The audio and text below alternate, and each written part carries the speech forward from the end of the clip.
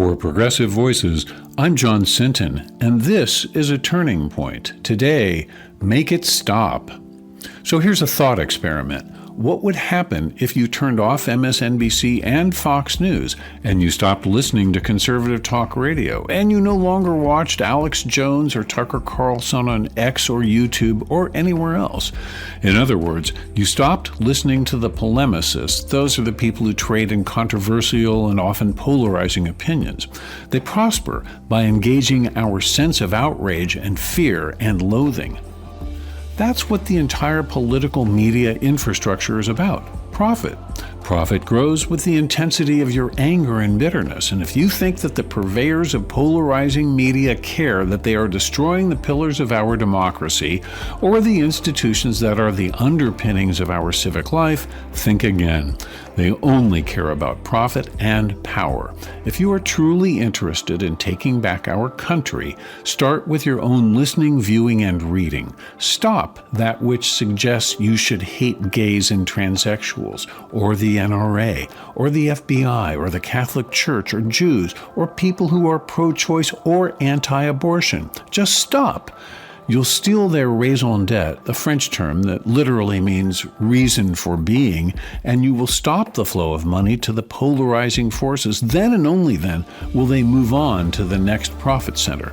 Not only is most everything that you are listening to, reading, or watching promoting division in our country, it is also promoting ill health in your own life. Anger is a toxic emotion. There's a recent NIH study that shows just how toxic anger is. As they make us angry and incite us to fight with one another, they are getting rich, sure, but they are also sowing seeds of doubt and waving a magnet over our collective moral compass.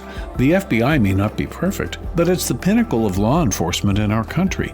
Undermining it for the sake of scoring political points or protecting one grifting con man who can never be wrong and can never lose is proving detrimental to our entire understanding that we are a nation of laws and that no man is above them. Callous political calculation led people who are much more ideologically motivated than Donald Trump to get him to appoint judges who would overturn Roe versus Wade. The same judges are now involved in ethical scandals. Justice Thomas for taking money, an RV, a house for his mother, and elaborate vacations funded by people who have business before the court, with similar favor taking by Justice Samuel Alito, who also flies political side-taking flags at his houses. This same highly politicized court that knows none of the 5-4 balance of the past runs amok with a guaranteed 6-3 majority. For instance, they've decided that partisan political gerrymandering is absolutely fine and dandy, telling other federal courts not to get involved when states violate the very spirit of democracy by stacking congressional districts in their party's favor.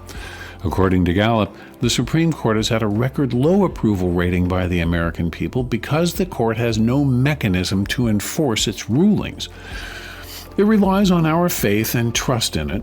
It has gone a long way toward destroying those very things in recent years. Jamie Raskin, the Democrat from Truth to Power, has a current and hard-hitting piece that uses the oft-mentioned comparison between judges and baseball umpires because, like umpires, the Supreme Court is supposed to call balls and strikes. Quote, professional baseball would never allow an umpire to continue to officiate the World Series after learning that the pennant of one of the two teams competing was flying in the front yard of the umpire's home. Nor would an umpire be allowed to call balls and strikes in a World Series game after the umpire's wife tried to get the official score of a prior game in the series overthrown and canceled out to benefit the losing team. If judges are like umpires, then they should be treated like umpires, not team owners, fans, or players, unquote. Justices Alito and Thomas are hiding behind the weakest ethic rules in government, for nowhere else in the judiciary are judges expected to police their own conduct. They've created their own rules and now decide whether to follow them or not. I lay this all at the feet of the polemicists on radio, television, and the internet. The cure is simple. Maybe it's so simple we just haven't been able to see it before. But the cure is Netflix and chill. Just stop. My friend, the never not funny Bill Andrus, puts the silliness on display when he says a new study says 56% of people don't believe in polls, and a new poll says 65% of people don't believe in studies. Margin of error, plus or minus 50%. Well, look, if you want to make it stop giving it credence. Stop giving it oxygen. Just stop. For Progressive Voices, I'm John Sinton. PV brings you the best progressive audio and video in one free stream.